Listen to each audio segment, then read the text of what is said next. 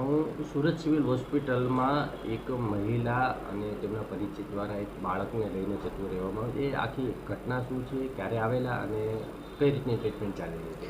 હાજી, આપને જે માહિતી મળી છે જે બાળકને લઈ જવાની ઘટના, એ બાબતે હું આપ સૌને જણાવી દેવા માગું છું કે બેબી ઓફ જાનકી વિરેન્દ્રસિંહ એટલે કે જાનકીબેનનું એ બાળક હતું. એ બાળકનો જન્મ 15 જાન્યુઆરીના રોજ થયેલ હતું અને એ બાળકને 15 જાન્યુઆરીના દિવસે જ અમારા આઈસીયુમાં દાખલ કરવામાં આવેલું હતું. એનું મુખ્ય કારણ તો એ મધરને જે છે એ સિઝેરિયન સેક્શનથી ડિલિવરી થયેલ હતી અને તે પછી બાળકને શ્વાસ લેવામાં તકલીફ હતી. એની વધારે તપાસ કરતાં એના હૃદયમાં કાણું હતું અને એની પાછળની બાજુએ એટલે બેક સાઈડે એને એક મોટું જે સ્વેલિંગ જેવું એટલે કે બહાર ઉપસેલો ભાગ હતો. અમારા પ્રમાણે એ એક સારી નિશાની ન કહેવાય. એ મગજ સાથે જોડાયેલા અથવા તો આપણી સ્પાઇન સાથે જે આપણા જ્ઞાનતંતુઓ સાથે જોડાયેલી કોઈ ઉણપને લીધે એ વસ્તુ હોઈ શકે મેડિકલ સાયન્સ પ્રમાણે. એટલે એ બાળકને 5 દિવસ જરૂરી સારવાર આપી અને એમના કહેવાથી ઘરે મોકલી આપવામાં આવેલ હતું અને એ પછી બાળકની વધુ તપાસ માટે અમારા દ્વારા બાળકને ફરી બોલાવવામાં આવેલ હતું.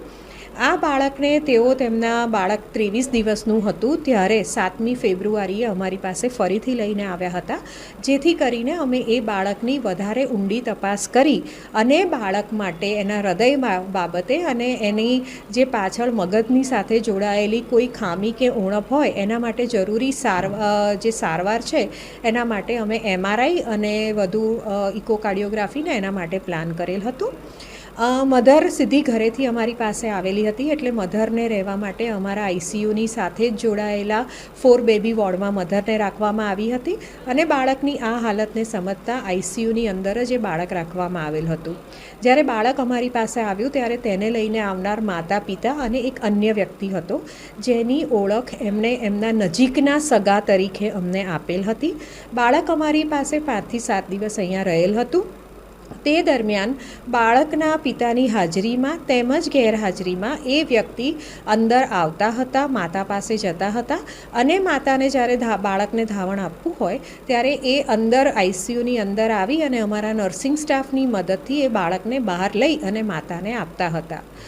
આ જે બાબતની આપ અમને જાણ કરી રહ્યા છો, એ દિવસે સવારે 5:30 વાગે માતાએ એ બાળકને લીધું હતું અને એને સ્તનપાન કરાવેલું હતું અને એના બાબતે આ એક નિત્યક્રમ હતો જે અમારા નર્સિંગ સ્ટાફ માટે અને ઓન ડ્યુટી ડૉક્ટર્સ માટે કોઈ અજુગતું થયું હોય એવું લાગતું નહોતું.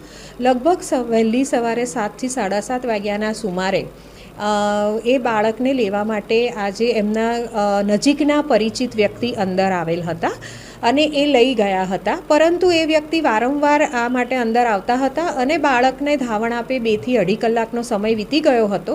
એટલે જ અમારા નિયમ પ્રમાણે બાળકને ધાવણ આપવાનો સમય હતો એટલે એ લઈ ગયા, જે અમારા માટે કોઈ અજુગતું નહોતું. પરંતુ થોડીવાર પછી જ્યારે અમારા ડૉક્ટર અને સ્ટાફે જોયું કે બાળકને ફીડિંગ આપવા કે ધાવણ આપવા માટે લઈ ગયા છે પણ ફરી પાછું મૂકી નથી ગયા, ત્યારે અમારા સ્ટાફે તપાસ કરતાં માતા અને જે તે પરિચિત વ્યક્તિ એ અમને એમના સ્થાને મળ્યા નહોતા. કદાચ કંઈક સવારનો નિત્યક્રમ પતાવવા માટે એ લોકો ક્યાંક ગયા હશે એવું વિચારી અને અમે સિક્યોરિટીને જાણ કરી હતી કે એ લોકો નજીકમાં ક્યાંય દેખાય કે આસપાસ દેખાય તો એમને જરૂરથી જાણ કરો કે બાળકને અહીંયા મૂકી જાય, જેથી કરીને બાળકને જરૂરી સારવાર માટે અમે એની આગળ કાર્યવાહી કરી શકીએ. પરંતુ સિક્યોરિટીના તમામ પ્રયાસો છતાં અમને લગભગ 2 થી 2.5 કલાક સુધી પણ એ બાળકનો પત્તો મળ્યો ન હતો, જેથી અમારા ડૉક્ટર અને સિક્યોરિટી ટીમે આજુબાજુ જઈ અને નજીકના જે પણ વિસ્તારો છે ત્યાં જઈને તપાસ કરી હતી. ત્યારબાદ અમારી જાણમાં એવું આવેલ હતું કે એ લોકો બાળકને લઈને નીકળી ગયા છે. આ વાત અમારી જાણમાં આવતા અમારા એનઆઈસીયુના ઇન્ચાર્જ અને અમારા જે આઈસીયુનો સ્ટાફ છે એ બધાએ જ આ બાબતે જરૂરી કાર્યવાહી એટલે કે આરએમઓ સાહેબની અને તેમજ અમારા જે પોલીસને ઇન્ફોર્મ કરવાનું હોય એ બધી કાર્યવાહી પૂર્ણ કરેલ હતી.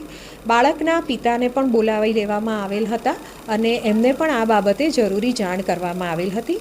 આ બાબતને યોગ્ય રીતે જાણ કર્યા પછી પોલીસને અને બાળકના પિતાને જાણ કર્યા પછી આગળની કાર્યવાહી પોલીસને હસ્તક છે.